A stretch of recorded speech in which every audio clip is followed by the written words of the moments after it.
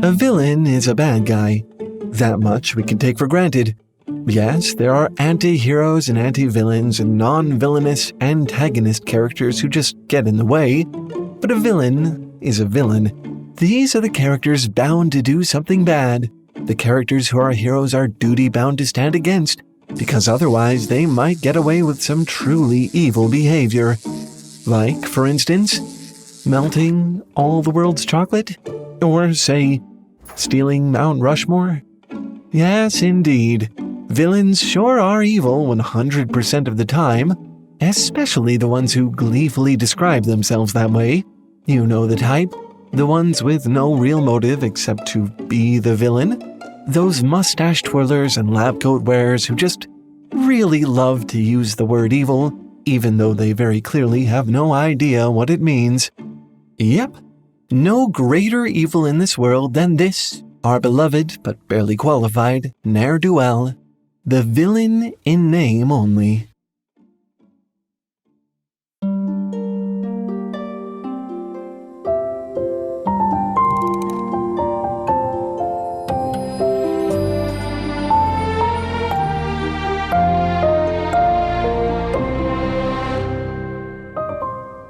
One of the best things in life is learning, which is probably why you're here to begin with. Unfortunately, not everyone learns the same. Public school is not a one-size-fits-all option, and I don't really think it ever can be. As a result, a lot of us creative types end up missing out on a lot of precious education. Fortunately, there is a shockingly easy, fun, and highly personalized way to get an education right from home. Learn all of your fundamentals, maths, sciences, computer programming, and more with our sponsor, Brilliant. Visit brilliant.org/TaleFoundry to get 30 days for free and 20% off a year subscription. Seriously, this is the most fun you'll probably ever have learning this stuff. Try it out for free and be as brilliant as I know that you can be. The first thing that comes to mind when you think of villains that are not actually very villainous might just be the really pathetic ones. The kind you find a lot in cartoons and sitcoms who have big, evil dreams but just don't really have what it takes to realize them, often because they're too tiny and cute for fear and worship. I think Plankton from SpongeBob SquarePants is kind of the quintessential example of this. He's literally a single-celled organism, and still nevertheless trying to achieve world domination one stolen burger recipe at a time. And he's painfully aware of this fact too. But it's becoming increasingly obvious. I can deny it no longer! I am small. But that doesn't really change the fact that he really is evil. Just being unable to fulfill his evil dreams doesn't change their true nature. In the SpongeBob SquarePants movie, he's actually able to get his hands on something which makes that key weakness irrelevant, the magical crown of Neptune. And with that obstacle out of the way, we see what the world would be like if he could fulfill his wishes. A dystopian hellscape where everyone has been brainwashed and enslaved, and they spend their lives building monuments to their single-celled overlord. Characters like Plankton are goofy and fun to watch because they're farcical. If they could win, it would be terrifying, but they can't, and because of their bad intentions, it's funny to watch them try and fail. But make no mistake, they are still bad guys. They are evil, even if they can't act on it successfully. What I'm really talking about in this video are the villains who self-identify as evil, but just aren't. The trick to making good villains, I have often been told, is to make them three-dimensional characters with their own complex backstory and rational motives. Don't just make them evil for no reason. After all, we're each the hero of our own story, aren't we? Nobody thinks they're the bad guy, right? Well, not quite. It's a bit less common, but even in real life, there are those who revel in the idea of evil for its own sake. Criminals and deviants who just like this kind of thing. In fiction, it gets taken to a ridiculous extreme. Villains who are proud of their dastardly deeds, who join organizations with evil in the name, who print it on their business cards. But Evil, as I understand it, is supposed to refer to, immoral stuff, things we find reprehensible. For someone to call themselves evil in this way implies that they see themselves as those things. But the villains I'm talking about don't really seem to. To these characters, it's almost like evil means something completely different. I don't watch a lot of Saturday Night Live, as you can probably imagine, but there is one skit I've seen that sort of captures this perfectly. It's a little dark, so buckle up. It's about a group of supervillains competing in a world's most evil invention contest. One villain predictably shows up with a shrink ray to shrink all the world's monuments.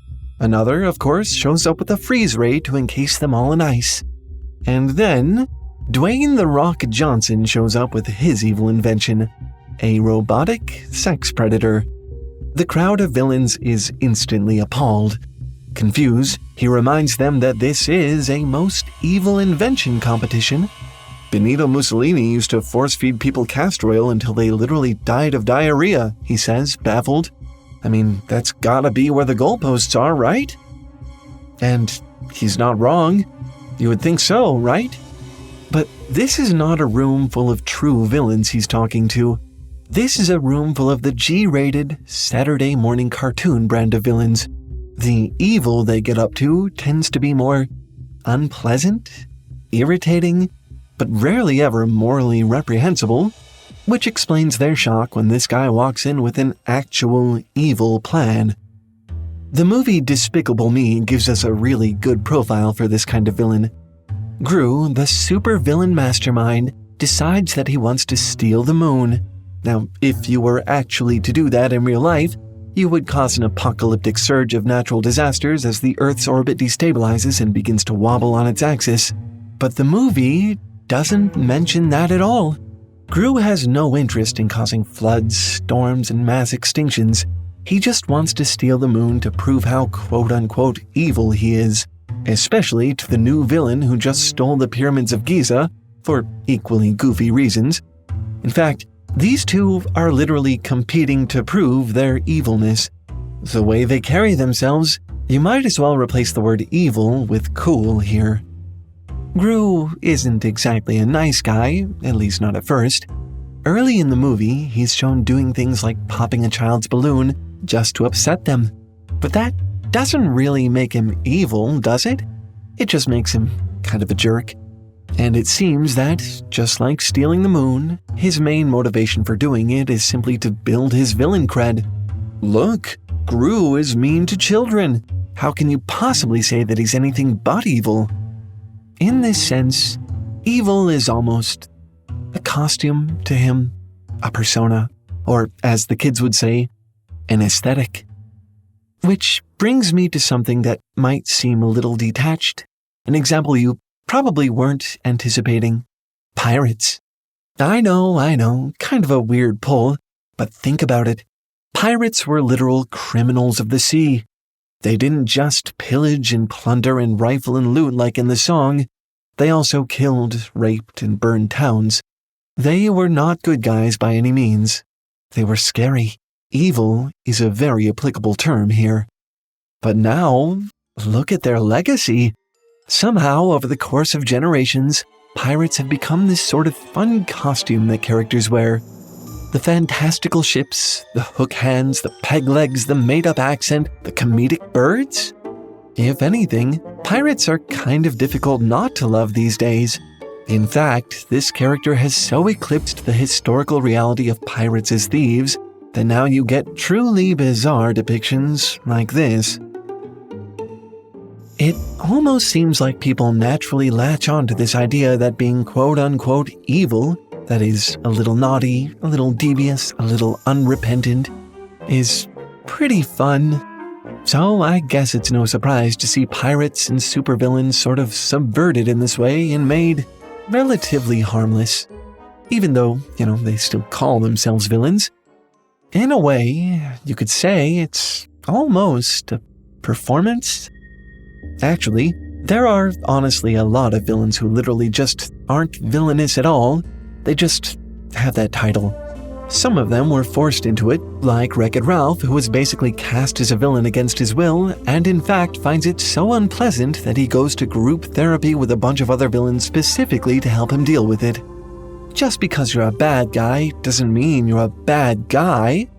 But I think the truest interpretation of this villain in name only thing is the kind who isn't really a villain at all and still chooses to be, like as a career path. Think about how many villains want to take over the world, for instance. Think about how vague that is. It could be evil, like establishing a global authoritarian regime. But, like Gru and his plan to take the moon, most of these characters aren't really thinking about anything like that. They specify these vague, impossibly grand ambitions, but give precious little detail about how or why they're going to fulfill them. Almost as if they don't truly believe they can. In the movie Megamind, the main character was basically assigned the role of villain at birth, but unlike Ralph, he embraces it. When he eventually manages to defeat his arch-nemesis Metro Man, Megamind is shocked. He and his sidekick go on a short celebratory crime spree, reveling in their sudden access to power and money. But, as it turns out, without a hero to thwart them, they quickly grow bored and depressed. See, Megamind never really wanted to kill Metro Man and take over the city. He just liked coming up with evil inventions and schemes and testing them against the hero, like a years-long sparring match. But as soon as that dynamic is over, he loses interest in evil very quickly. He even tries to make his own superhero replacement for Metro Man. Of course, that goes terribly wrong, and he actually ends up creating a true villain with actual evil intentions. And when the script flips and Megamind assumes the role of a hero, we realize the truth. He was never really evil. He just liked the sound of it. It doesn't really have to be a story arc like that, though. Not all of these performative villains are secretly heroes beneath it all. Some really just love the idea of being a villain. And I can think of no better example of a fully committed, passionate, there for his own special brand of evil, villain in name only, than Dr. Heinz Doofenshmirtz from the show Phineas and Ferb. This is a man who owns his own corporation called Doofenshmirtz Evil Inc. with a catchy commercial jingle and everything. He owns a building with the word evil written on it in giant letters. He is the quintessential proud supervillain, and his plans are usually no more objectionable than deflating the city's bouncy houses. He doesn't even want to take over the world, just the tri-state area. Remember earlier when I said that a good villain has a complex backstory? Doofenshmirtz is basically a parody of that entire trope. Each of his evil devices is inspired by some bizarre, implausible anecdote from his hilariously tragic backstory. His father used him as a lawn gnome, so he builds his Destructinator to destroy all lawn gnomes in the tri-state area. His mother's love was inexplicably linked to kickball, so he creates the Kickinator 5000 to win the kickball game at his family reunion. Neither of his parents showed up for his birth, so he invents the nefariously named Slaveinator, which of course he uses to force people to attend his birthday party. On top of everything, Doofenshmirtz models this archetype beautifully through his attachment to his heroic nemesis, Perry the Platypus. He basically lives to show off his schemes to Perry. He gets upset when Perry doesn't show up to thwart him. Like Megamind, a suspiciously large portion of his planning seems to be aimed at just catching the hero's attention. But for Perry and Doof, the bond goes deeper. The show paints their nemesis relationship as almost romantic, complete with cheating, jealousy, and a whole love song. When Doof's Kickinator backfires on him, causing his mother to lavish attention on his brother Roger instead, Perry is the one who comforts him. Needless to say, pretty much none of his schemes are successful, but that's okay, because for him, success isn't the point. For Doofenshmirtz, evil is more about the journey than the destination. It doesn't matter whether you win in the end, as long as everyone had fun. I do think fun is at the heart of this whole trope, which is probably why it mainly shows up in comedy. But what about when the fun runs out? Where does playing villain cease to be play? There's a miniseries that came out back in 2008 uniquely suited to answer this question. You might even remember it. It's called Dr. Horrible's Sing-Along Blog. It's about a young, up-and-coming supervillain desperately trying to secure membership in the premier villain organization, the Evil League of Evil. After he messes up one too many times, he's told that his only chance to get in is to commit a murder. Something Dr. Horrible, who up until now has only used a freeze ray, stun gun, and remote control van, finds distasteful. Nevertheless, under the pressure to prove himself as a villain, he makes plans to convert his stun ray into a death ray and take out his superhero nemesis, who's honestly a huge jerk and really hard to feel bad for anyway. But then, during the fateful moment, things go awry and the device ends up killing someone else instead. Someone he cares about deeply.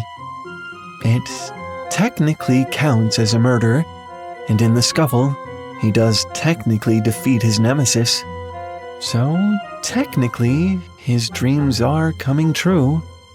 The last we see of Dr. Horrible, he's a shell of his former self, empty, numb, and a certified member of the Evil League of Evil. He has everything he ever wanted, the world at his feet, but he's miserable. He has become the other kind of worst villain ever, the kind who is good at being evil. Don't get me wrong, I love a well-written, serious villain as much as anybody else, but I think there's something really interesting in this archetype. I think villains are especially prone to tumbling into melodramatics, getting so caught up in their tragic backstory and their circuitous motivations that they kind of stop being fun. In the effort to be taken seriously, it seems like so many villains end up bogged down by rules and expectations for what it means to be a villain. But not these ones. Remember, these are villains in name only. They're pretty much categorically opposed to seriousness. It's okay if they break the rules and do their own thing. They don't want to accomplish anything meaningful or morally repulsive. They just want to make a statement. And that statement is, wow, check out how evil I am. Yes, technically it makes them some of the worst villains ever, but it also makes them some of the funnest. Unlike them, however, you probably do want to accomplish something meaningful with your life, right? As fun as these characters are in fiction, we all want to be competent, at least. Unfortunately, it's pretty easy to feel left behind where education is concerned. Public school isn't really a one-size-fits-all solution, and seeking your own education is increasingly reserved for people with enough money to pay for it. But it doesn't have to be that way. Our sponsor, Brilliant.org, can make all of that far more affordable and far more fun than it's ever been before. Brilliant really has been helping me broaden my horizons. I can always go to the site, click into a class, pick up where I left off, and take in a bite-sized piece of the fundamentals I've been missing. Whether it's maths, science, physics, anything and everything STEM, Brilliant has something for you. Lately for me, it was Brilliant's Thinking in Code class, which I feel is oddly appropriate for me. I can really feel it just opening up a whole new world to me that I had almost no idea was there before. Slowly but surely, as I educate myself in this way, the AI revolution isn't looking quite so intimidating anymore. And to be perfectly honest, it doesn't even really feel like studying. A lot of what you do on Brilliant might be better classified as minigames? Look how interactive and fun these are. This one even has robots. Because Brilliant is so simple, moves at your pace, and starts at the very fundamentals, this is actually something that's really sticking for me. Almost like a personal tutor or coach. A legitimate, accessible, affordable, easy education, even for someone like me, with my head in the clouds and my face ever buried in fiction. And the best part? You can start for free. Visit brilliant.org/talefoundry or click the link in the description to get your first 30 days for free. The first 200 Tale Foundry fans to sign up for a yearly subscription to Brilliant will get 20% off, so definitely hurry. Those slots are going to fill up fast. Again, visit brilliant.org/talefoundry to get your first 30 days for free and 20% off a year subscription. Don't let something as simple as a lack of education hold you back. Try this out for free and be as brilliant as I know that you can be. Anyway, that's all for this one. Thanks for watching and keep making stuff up. I'll see you next week. Bye!